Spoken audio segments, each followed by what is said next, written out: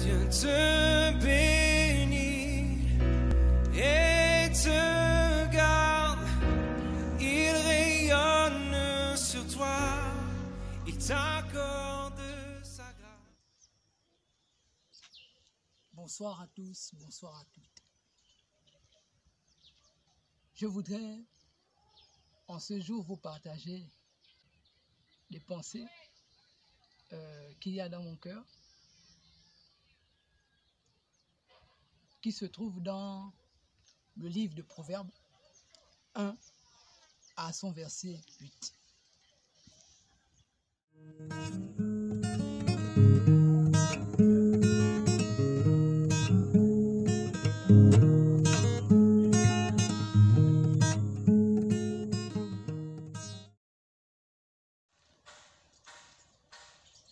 Cette pensée,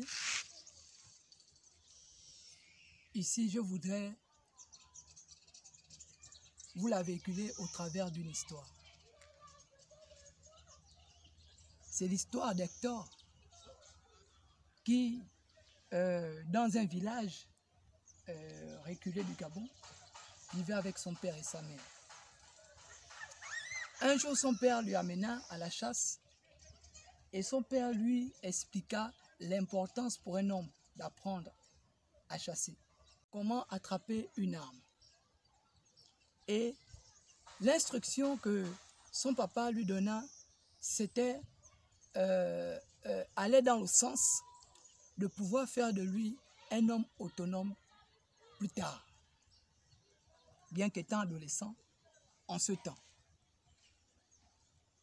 Et là, étant en brousse, le père dit à Hector: « Et Pamphile, comment il va ?» Et là, Hector répondit à son père que « Mais papa, pourquoi tout le temps me demander Pamphile, hein? Moi, je ne suis pas avec Pamphile. » Et le père rétorqua en disant « Si je te le demande, c'est parce que je sais que c'est ton ami. » De retour de la chasse avec son père, le fils trouva sa maman en train de faire les travaux ménagers. Alors, sa maman lui posa la question: « Et Pamphile, comment il va ?» Il se mit à répondre de façon irrespectueuse sa mère, parce qu'il était agacé du fait que son père lui avait demandé Pamphile, étant à la chasse, et encore à la maison, la maman lui demande Pamphile. Et là, il demandait à sa mère: « Pourquoi vous me demandez Pamphile? Suis-je le gardien de Pamphile? Suis-je là pour veiller sur Pamphile ?» Et la mère lui dit: « Mon fils, pourquoi tu te fâches si on te demande Pamphile, parce que nous savons que c'est lui ton ami. » Et lui rétorqua en disant: « Qui vous a dit que c'est mon ami? J'ai aussi d'autres amis, ceux qui sont souvent avec moi, Victor, Marcus, qui se baladent avec moi. Il n'y a pas que Pamphile. » Et là, le père entra dans la conversation par ces mots: « Fils, tu sais, tu peux avoir 1001 amis, mais nous sommes tes parents. Et ce que nous pouvons te donner comme conseil, c'est le genre de conseil qui pourra te grandir. De tous tes amis, celui que nous, on considère comme étant ton ami, c'est Pamphile. » Et là, tout fâché, il entra dans sa chambre. Quelques années plus tard, les parents d'Hector moururent par accident de voiture.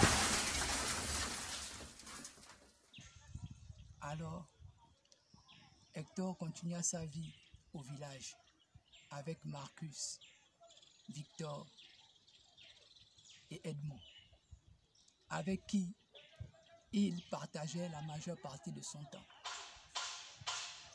Pamphile, qui était aussi un ami pour lui, n'était pas constamment avec lui.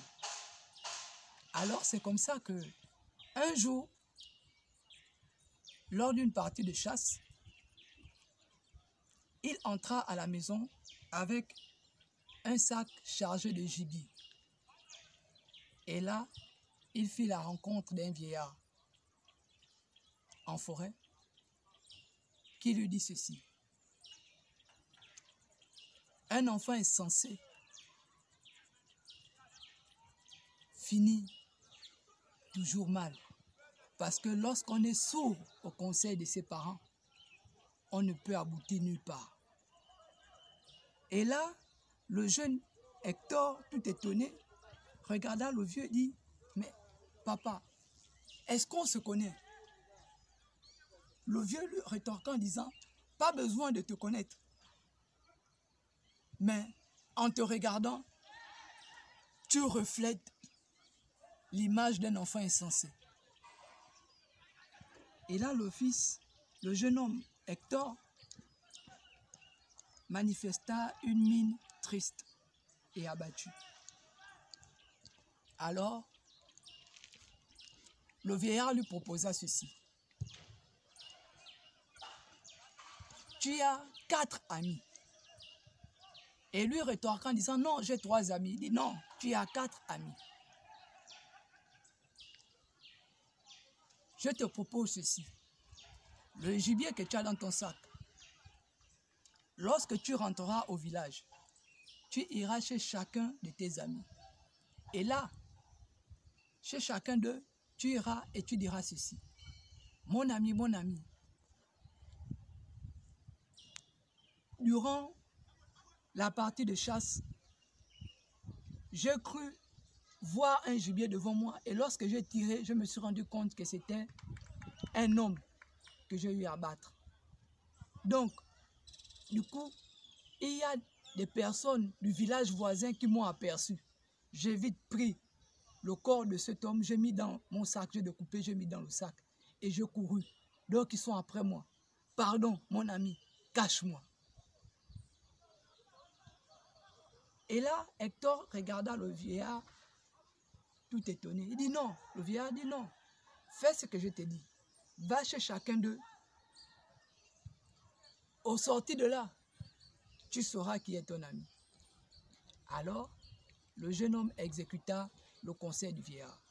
Lorsqu'il alla chez le premier, Marcus, il fit ce que le vieillard lui avait conseillé. Et là, Marcus eut une réaction spontanée. Non, non. C'est vrai, mon ami, moi j'ai des problèmes ici, je ne peux pas te recevoir chez moi parce que ça c'est un autre problème. Pardon. Il referma la porte de sa maison et le jeune homme resta dehors. Il alla chez le deuxième, pareil. Il alla chez le troisième, pareil. Lorsqu'il arriva chez Pamphile, il hésita de cogner. Mais après, il prit son courage à 2 mains, il cogna. Et lorsque Pamphile ouvrit la porte, s'est rendu compte que son ami Hector était devant la porte avec le sang sur les bras. Et là, il dit, mon ami, qu'est-ce qui ne va pas? Et là, Hector lui a dit à Pamphile ce que le vieillard lui avait demandé de faire concernant tous ses amis. Et là, la réaction de Pamphile a été spontanée.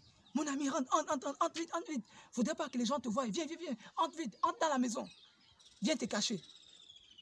Et là, Hector a eu à faire 2 jours chez Pamphile. C'est le 2e jour, en soirée, que Hector lui a dit la vérité à Pamphile. En lui disant ceci, mon ami, en réalité, ce qu'il y a dans mon sac, ce n'est pas le corps d'un homme, mais c'est 2 gibiers qu'il y a dans mon sac. En fait, j'ai eu à rencontrer un vieillard en forêt qui m'a demandé de faire ce que j'ai eu à faire. Je l'ai fait avec les autres.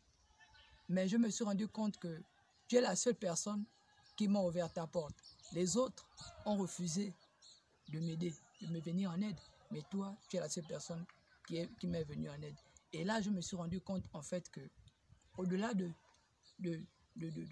tout ce qu'on a pu connaître dans notre amitié, je me suis rendu compte aujourd'hui que de tous les amis que j'ai, tu es l'ami véritable pour moi. Ici, cette histoire a pour moralité ici de nous faire comprendre en fait que lorsque des parents nous donnent l'indication sur une chose, nous en tant qu'enfants, nous devons prendre au sérieux ce qui sort de la bouche de nos parents. Comme un adage qui dit que ce qu'un vieillard voit étant assis, un jeune homme même étant debout au sommet d'une colline ne peut l'apercevoir. Que sa faveur reste sur toi pour plus de 1000 générations, sur ta famille et tes enfants et les enfants de leurs enfants.